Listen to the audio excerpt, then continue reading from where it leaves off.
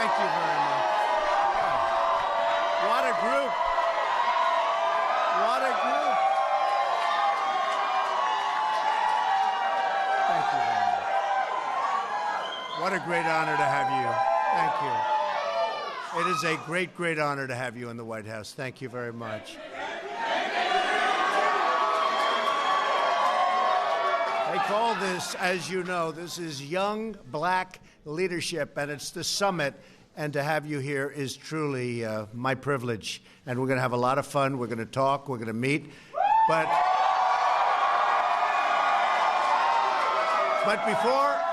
before I do, I'd like to begin, and you are leaders. You're real leaders. I'd like to begin today's remarks by providing an update on the packages and devices that have been mailed to high-profile figures throughout our country and a media organization. I am pleased to inform you that law enforcement has apprehended the suspect and taken him into custody.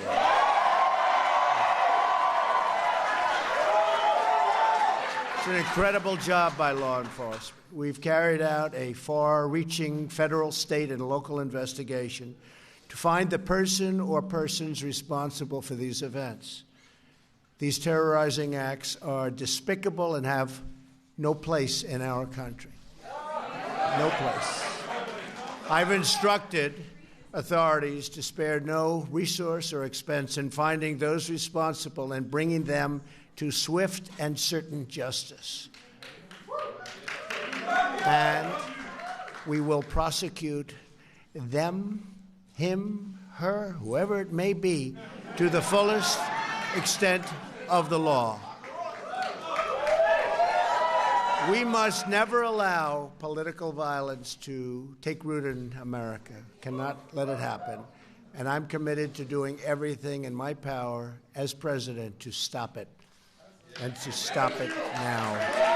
Stop it now. I have just concluded a briefing with the Department of Justice following the apprehension of the suspect.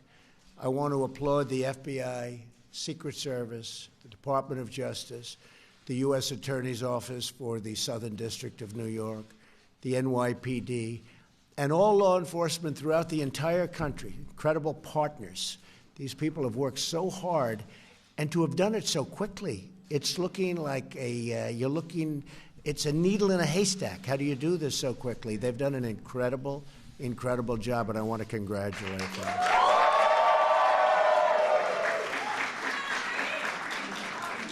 But a bottom line is that Americans must unify, and we must show the world that we are united together in peace and love and harmony as fellow American citizens. There is no country like our country, and every day we are showing the world just how truly great we are. So you are really very special people. I wanted to say that before our little talk, and I appreciate the time you've given me. And boy, one day, one of you is going to be standing. It could be 3 or 4 of you, actually, but you're going to be standing right here. You're going to be standing right here. I have no doubt. I have no doubt. Who in this room wants to be president someday? So it's an ambitious group. It's an ambitious group. That's great. Anyway, thank you all very much. I really appreciate it. For the media, thank you very much. I thought I'd do that, and we feel very strongly. Again, congratulations to all law enforcement. We have the best in the world, and they just showed it. Thank you very much.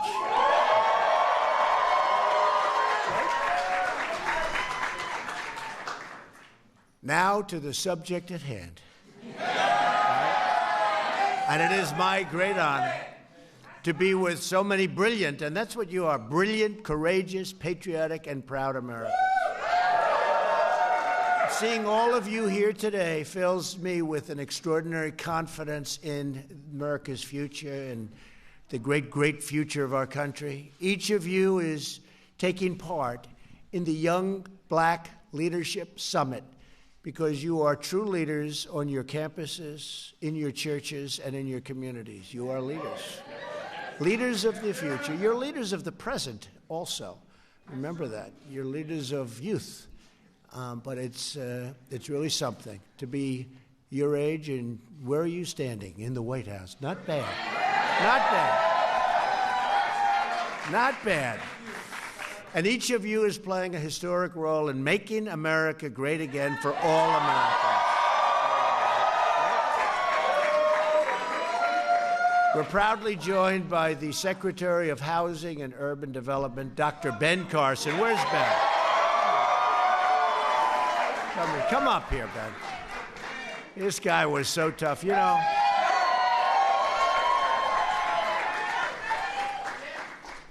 I had to run against him, I want to tell you.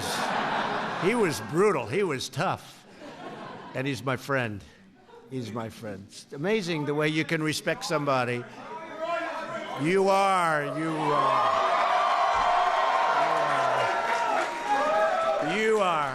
But it's incredible when you run against somebody, you're fighting and fighting, and you're doing everything you can, you want to win, and then it sort of works, and you call up and say, who'd be a great guy for the cabinet? I say, what about Ben Carson? And Dr. Ben, he's one of the greats, and he's our friend. He was some tough customer, though. I don't want to have to go through that again, Ben, right? Well, I also want to thank my friend Charlie Kirk from Turning Point USA. What a great person. Worked so hard.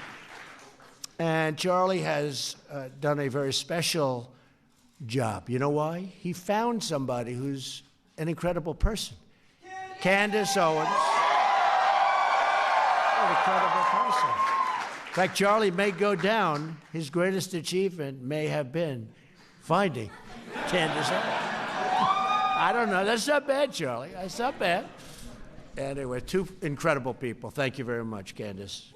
Charlie, thank you. Thank you. Thank you, man. Each of you represents the future of our nation. You know that. You are not afraid to stand up for your beliefs or stand against injustice. You refuse to be told by the same failed voices how to think or what to believe. You understand that. And you see what's happening with our country, how great it is, and how well different groups of people are doing. I mean, nobody would believe this. The Democrats are very nervous, I will tell you. They're, you know, supposed to be automatic. They do nothing for you, and that was supposed to be automatic. Not anymore. Not anymore, right? But you're not intimidated by the forces of political correctness because you embrace your own right to free thought and to free speech. History is fashioned by those like you who step up to the plate and get into the game and get the grand slam home run. I was going to say home run. Let's go for the grand slam home run. Right? That's what you're doing. That's what you're doing, man. That's what you're doing.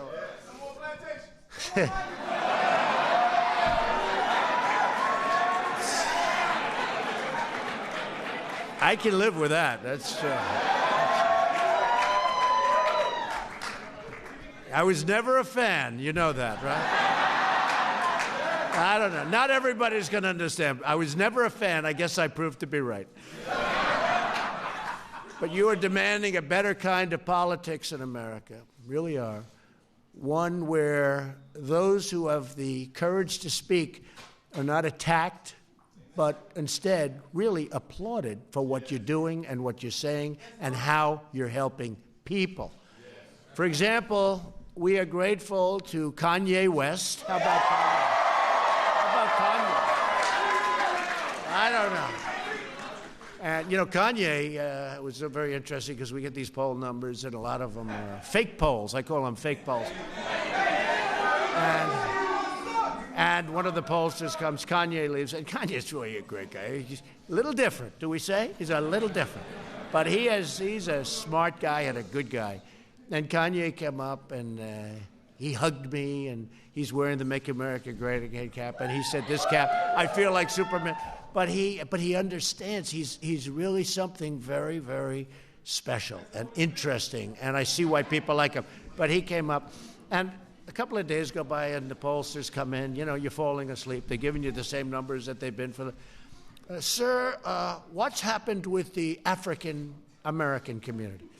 I said, I don't know. Tell me, what's happening? I don't know. I wasn't thinking. They said, your numbers have gone up like 26 points, which is unheard of. And so I think Kanye, he may be the most powerful man in all of politics, right? But Jim Brown, you don't know. Most of you are too young. So I think if Jim Brown were playing football today, and, you know, I don't know if, you know, does anybody know what lacrosse is? Lacrosse is a tough game. It's a great game. It's a tough game. He may have been the greatest running back of all time, may have been the greatest football player, Jim Brown. They say he was an even better lacrosse player. You've heard this. He's a little bit older. He's half my age. But they say that Jim Brown may have even been a better lacrosse player than he was a football player, if that's possible. In other words, a serious athlete, right? Big Jim. If Jim were playing today, take the highest salary of the NFL and double it. That's how great he was. He would run through him, preferably around him. You know, doesn't need to get slugged, but he would run through him, he'd run around him, he'd run any way you could, but you couldn't stop him. He was something really special, and what a great guy. And he's been there for a long time. He's been with us for a long time. And he sat and he watched Kanye, and I watched Kanye, and Jim's going, man, I've never heard anybody like this. You know, Jim is the strong, silent type, and that's good too. But that was a great day, having the two of them together. Very different, but they both believe in us. They both believe in what we're doing, as do many others, many, many others. Thank you, Mark. Thank you. And many of you have been attacked and called vicious names for being willing to speak out for what we all believe in.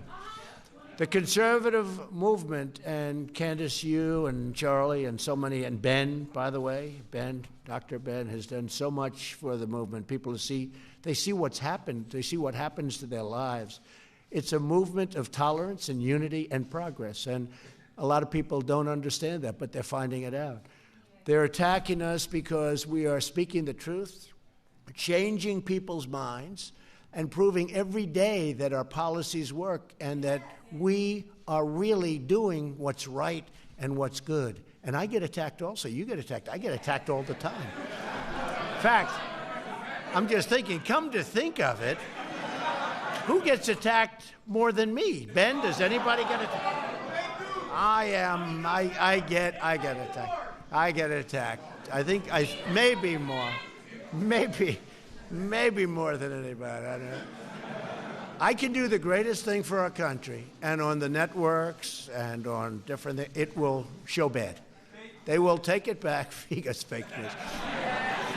But they will, no matter what. If it's, I won't use examples. And today is just sort of a very special day because we caught somebody that hopefully that'll all pan out to be 100%, but it probably will. But today's a special day for that reason. But, you know, we all get attacked, and we're smart, and we understand where they're all coming from. And there's another word that I can just look at these incredible, beautiful, and handsome faces. See, today you're not allowed to use those terms because, you know, they'll say, oh, but you know what? I'll use it anyway. Beautiful, handsome. Well, look at all these handsome faces. I'll use it. Candace, I'll take my chances on that, okay? It's not politically correct. We have to bring that back into the world of being okay, right? Don't you agree? We're going to bring that back. But I see it. You really understand what's happening. You've got it. You know, you're very special. You've got it. And that's why you're here. And other people aren't. But there's a word. A lot of people are jealous of you. They're very jealous. And jealousy is a very bad thing. It's mean. It's nasty. But people that are jealous, they never make it. You know? They're jealous, they never make it.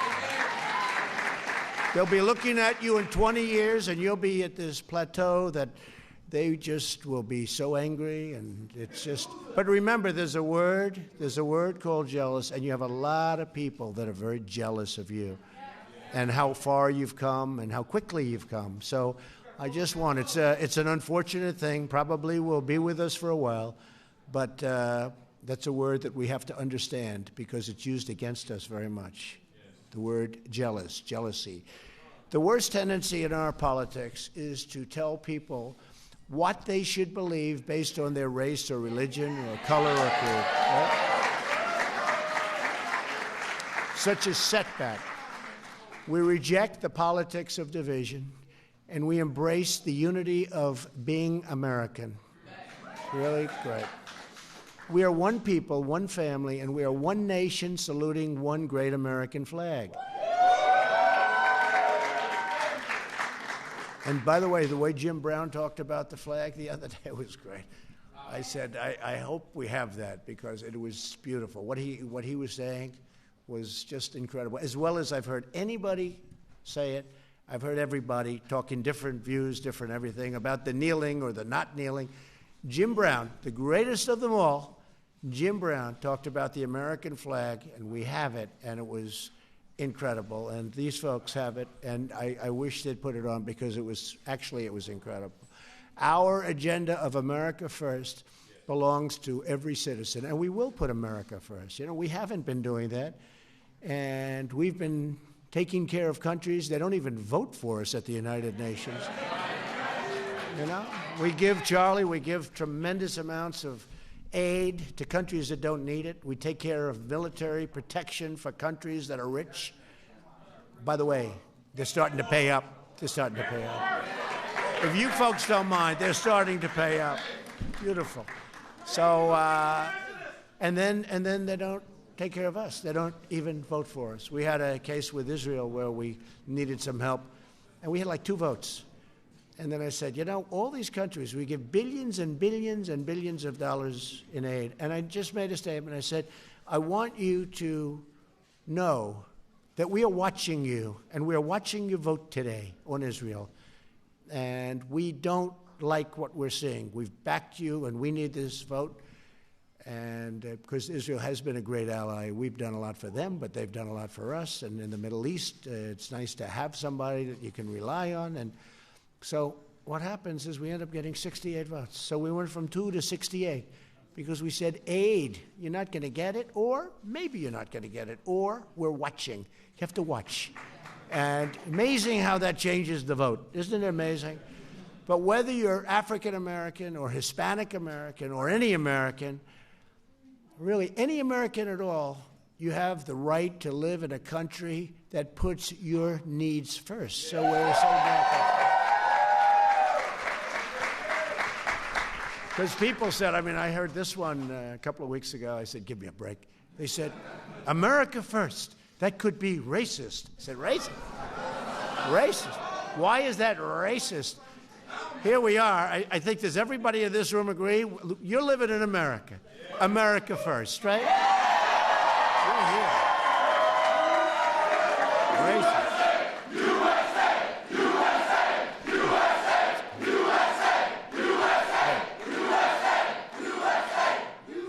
That is really beautiful. This is a beautiful meeting. I have to be honest with you. I go to a lot of them. Some of them I'm, a little bored.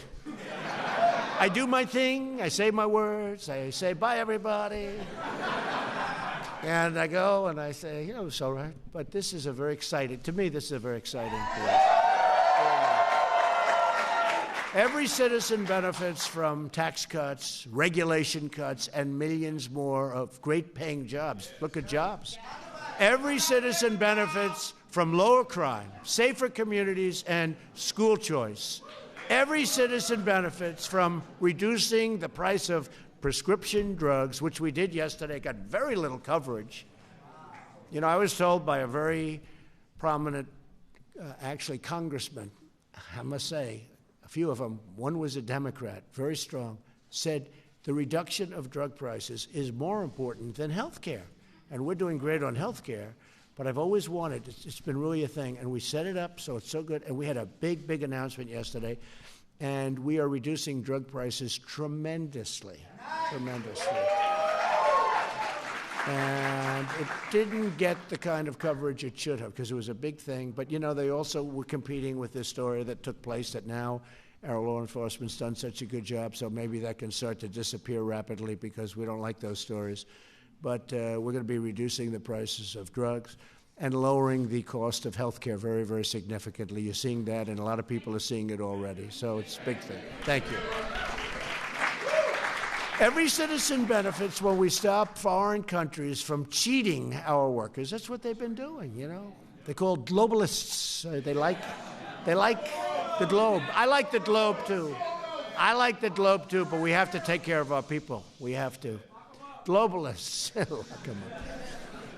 By demanding trade, and you know, when we have trade deals, we have to make good trade deals for our country. So when I took office, trade, we lost $807 billion that year on trade. Think of it. $807 billion. Nobody even knows what it is. What does that mean? It's so much. It's like, what does it mean? You know, if you said you lost 12 million, we lost $807 billion.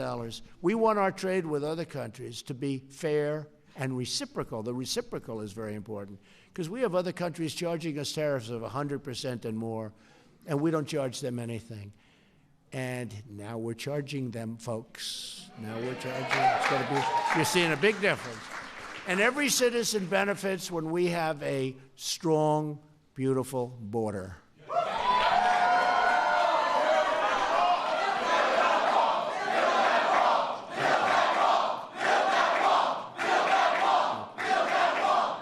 And that's happening. And we have a big, as you know, they call it the caravan. It's a big caravan. And I called up the military. This is the military, greatest military in the world. I called up the military. We're not letting them in. They ought to go back now because we're not. Now, do we want them to apply and come in legally? Absolutely, yes. And millions of people are right now waiting, and they've been working this process for, in some cases, 10 years, and they're almost ready to come in. And then they look on television and they see people just walking in. Not going to happen. It's not going to happen. And we also want people to come in on merit. We need people to help us with all the companies that are moving back to the United States. We have tremendous amounts of companies moving back in. We want people to come in on merit, not people that come in and have no chance of ever loving our country, loving our people. We want people to come in and help us with those companies because the companies really, we have the lowest employment rate we've had in 50 years. We want to be able to get great people to help those companies. But we have tremendous opportunities, tremendous, big, powerful, beautiful companies moving in and coming back. And when you were a little bit younger, like maybe, well, for a long time, I could say this. I could actually go, how about 2 years ago? Companies were moving out like you wouldn't believe, and now they're moving back in, and they're all moving back in. Illegal immigration has been especially harmful to African American communities and also to Hispanic American communities by depressing wages and replacing workers. That's been happening, and it's been very unfair. All Americans have the right to have their laws enforced and their borders protected. We don't have borders. We don't have a country. For decades, policies advanced by Democrats have eliminated opportunity and wiped out good-paying jobs and even great-paying jobs for the black community. You know that. Think of it. Their policies are absolutely adverse to the black community. When I ran for president, I asked black Americans to give me a chance with your vote by saying, what the hell do you have to lose? Remember? Ben remembers that. No, I'm making a speech, and I literally had like 20 points about how badly black Americans are being treated, African Americans are being treated, and it was point after point. Highest crime rate, highest this, worst household ownership, worst age. I'm reading these points. I'm reading them. And I had never seen them before. They were so bad. The crime was horrible in the African-American communities. So I'm reading these points. Every one of them is run by the Democrats, every one of those communities. Everyone. So I'm reading it, crime, the worst education, worst median income, everything, just point after point. highest employment rate in the whole country by far. By the way, African-American youth, unemployment rate like 58%, 58%. So I'm reading these numbers, and I just looked up. I say, vote for me. What the hell do you have to lose? Now, I'm going to be honest with you. So I finished the speech, and I got a big applause. But I finished the speech, I walked back, and my people told me, sir. I said, what? You shouldn't have said that. That's disrespectful. I said, what's disrespectful? What the hell do you have to lose? I said, what's disrespectful? And then I said it over and over at every speech. And you know what? My poll numbers, you saw, with African American went up, up, up, up, because they started saying, he's right. He's right. Hey, so much for so-called handlers, folks, right? My handler said, sir, we don't like that. And I said, you know what? People like it. And a lot of people have come up to me and they said, thank you for saying that, because it made a lot of people think. On every side of the equation, it made them start thinking. So I appreciate that very much. Now I want to talk about what we have done, and more importantly, what you have really gained. You've gained a lot, and we've all gained a lot. I promise to be a president for all Americans. And the amazing results that we've all achieved, you've helped us so much in your communities, incredible. But the results really speak for themselves. It was just announced last quarter that the economy beat all expectations, growing at 3%, 3.5%, and now they think it could be well into the fours. They just announced an estimate of 3.5, and these are numbers that were not even thought about. In fact, if during the process of going against in the primaries, and Ben, you understand this, if I would have ever said 3.5 or 4%, last quarter was 4.2%, it was 4.1, they elevated it to 4.2, people would have said that is the most dishonest statement for somebody to say that. So 3.5. And consumer spending is surging like they haven't seen. The African-American unemployment rate has hit the lowest level ever recorded in the history of our country.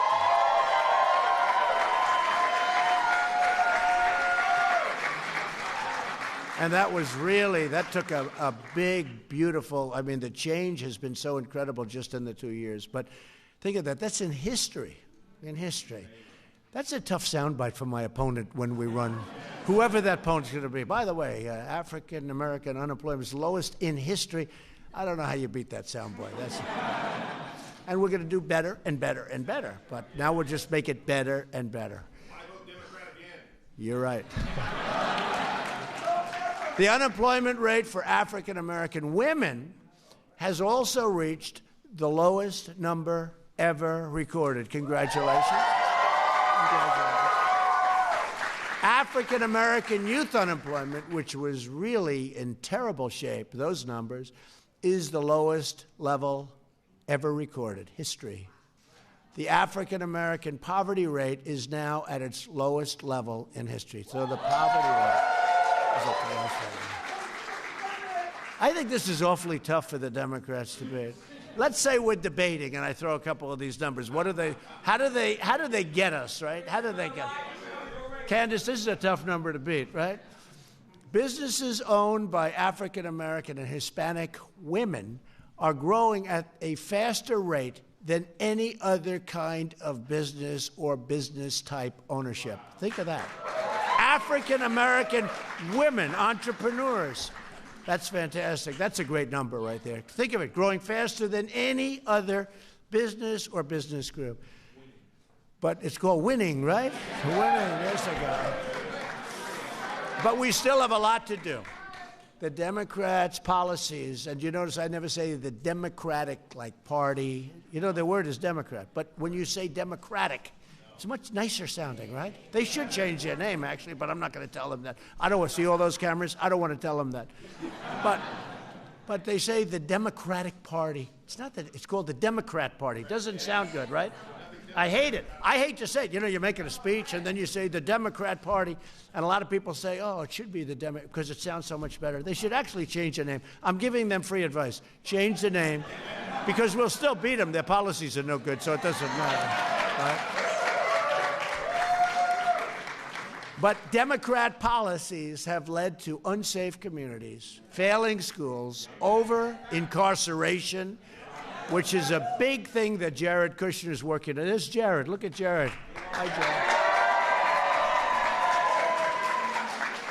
Jared. He talks about that, the prisoners, and they get out and they couldn't get jobs now. You know, it's one stat that I wasn't going to even mention today. It wasn't part of it, but we're very proud. Jared Kushner has worked so hard on this, and beyond anything you can believe. Maybe he feels more strongly about this than any other thing you're working on. He's working on some very exciting things.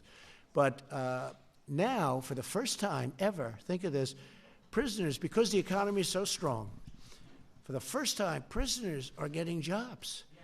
And you know what's happening? They're getting a second chance. And I think, frankly, the African-American community, it's not a point I ever bring up because, you know, you don't associate it with anything, but except for the prisoners themselves. But the African-American community appreciates that maybe more than anything we've done. And maybe I should stop bringing it up. What has happened is the economy is now so strong that people are hiring people that got out of prison, giving them a second chance, and giving them a third chance, really, giving them a lot of chances in some cases. But I'll tell you what, I've spoken to friends of mine who would have never, it wasn't even on their radar.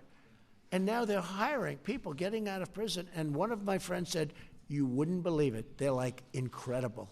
They're incredible. And I don't mean everyone, because there's no, even in this room, we probably have a couple of bad ones, right? What do you think? Are there any bad ones, huh? No bad ones? But, you know, some of them won't work out, right? Some of them won't work out. But I'm hearing from people that it's incredible how good they are. And they are really, the employers are really appreciated by the people that come out because they've given them that chance. This one friend is beyond. He's doing it more and more and more, and he's had tremendous success. Now, that's a little artificial because it's done because the economy is so good it's hard to get people. But we've started a whole trend because not only are they getting the people, but they're doing a fantastic job. So I'm so honored by that. It's something nobody talks about, and to a certain extent it's because of the economy. But now it's going to carry over beyond the economy, and it's really something we should all be proud of that one. Too many black Americans are trapped in failing communities. We understand that. And I talk about this. In the past, the black community has been promised everything from the Democrats, by the Democrats, and they've gotten nothing. They've gotten nothing. And there's been no incentive. You know, incentive is an important word. There's, like, you have an incentive to be great. You know, you see the incentive. You feel it. Like just being in the room today. There's no incentive. It's like you're giving, but ultimately that becomes a trap. It's all a big trap. While the Democrat Party, see, Democrat, is obsessed with resistance, we are focused on results. We want results. That's what we want. And where the Democrat Party has failed, Republicans have delivered, and we have really delivered big. And, you know, I've only had, it's not even 2 years. It's actually not even that close to 2 years. It would be January 20th, so we have a long way to go.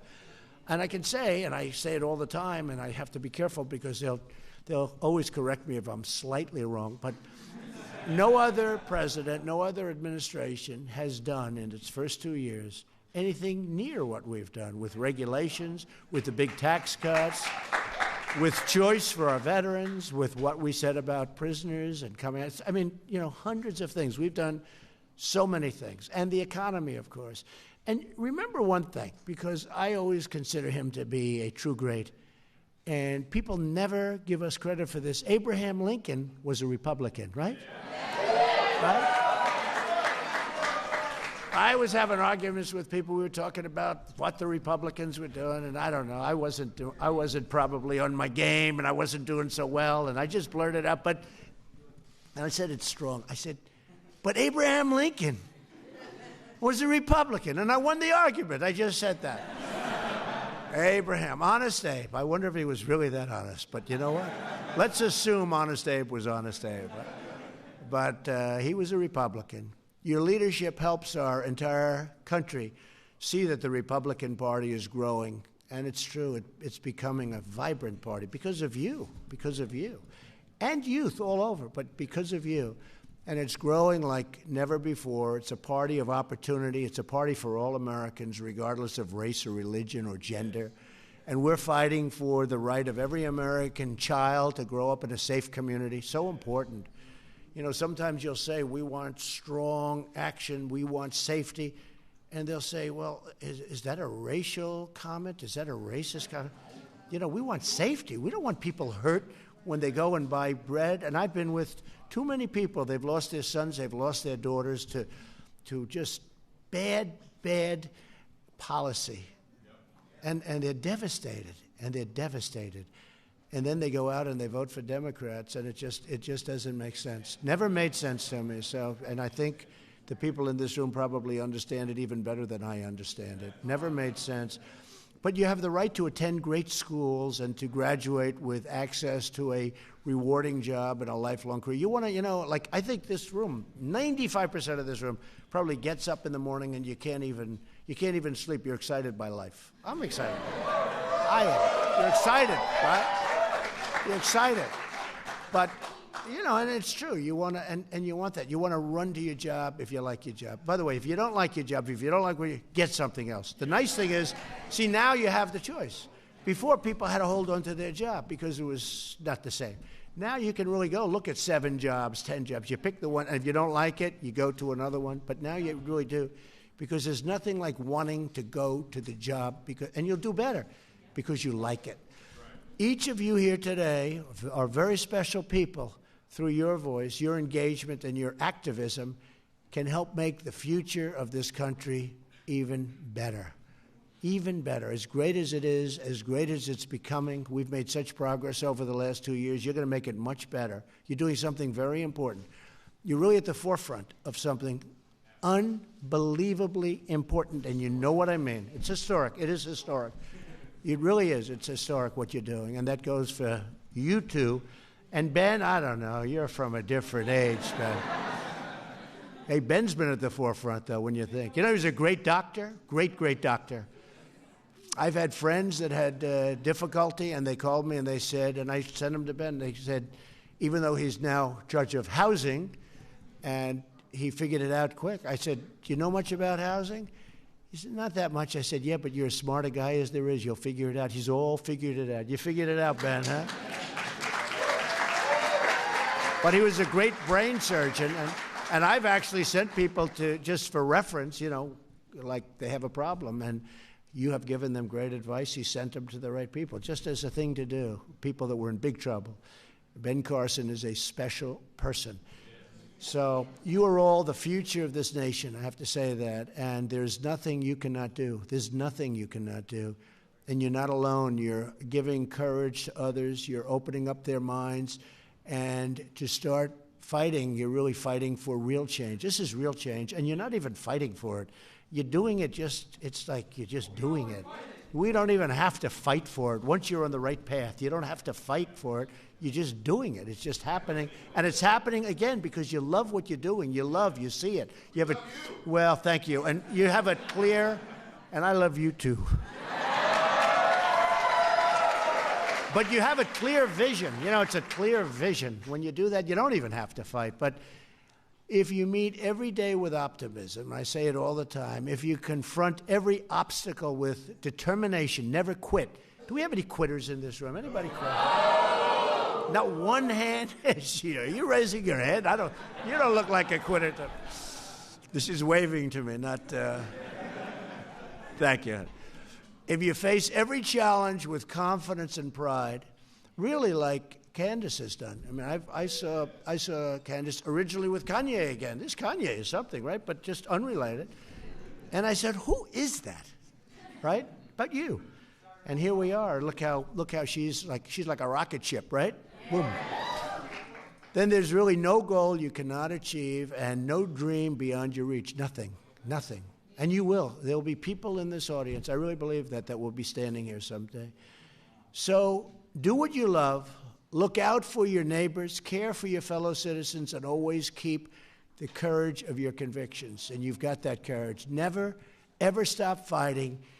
Always do something you believe in, but never, ever quit. Never, ever give up. You know, I know a lot of people over the years, and I went to a great school, a business school, the Wharton School of Finance, a great school, one of the really great schools. And we graduated, and I watched the smartest and the less smart. They were all smart, but they were a little less smart. And some of the really great geniuses, they didn't make it nearly as big as others because they didn't know how to win. They didn't fight as hard. They tended to quit a little bit sooner. Never, ever give up. Never. It's the biggest thing. Never quit. Make sure your vision's right. Your vision is right. Make sure, no, it is right. I mean, other people have a wrong vision. Never going to happen. They're never going to make it. I can tell you right now that the forces are too strong. They're never going to make it. Your vision's incredible. But never give up. Never. I've seen so many people, such talent, great geniuses. They don't have that little extra kick. You see it in sports all the time. That's the great thing about sports, the metaphors. You see it where somebody's this great champion, and you don't know why is that person just better than others, because it's this, the heart. It's the heart. So you're Americans, and the future belongs to you. You're great Americans, and I have to say it's my honor to have all of you at the White House. It's a very special place. Think of it. Started in really about 1792. Now, that's old, but, you know, when I left China, I said, man, they consider this a modern building, right? I was with President Xi because we're making a very good trade thing. They want to make a deal so badly. And I said, you're not ready yet. No, you're not ready. No, I told them you're not ready yet. I did say that. They've never heard that before, but I said, you know. But, you know, when they see a building that's, you know, a 1790 type version building, what they say to themselves, you know, that's like a new building. So, but for this country, this is in 1790. If you remember number 6, I'm 45, number 6, President number 6, you know who that was? President number 6 was the first occupant of the White House, but the history here is incredible. And anybody to make it to the White House at your age, most of you are so young, it's incredible. You are really on an incredible path. I just want to thank you all for being here. It's my honor, and God bless you all, and we're with you. Thank you.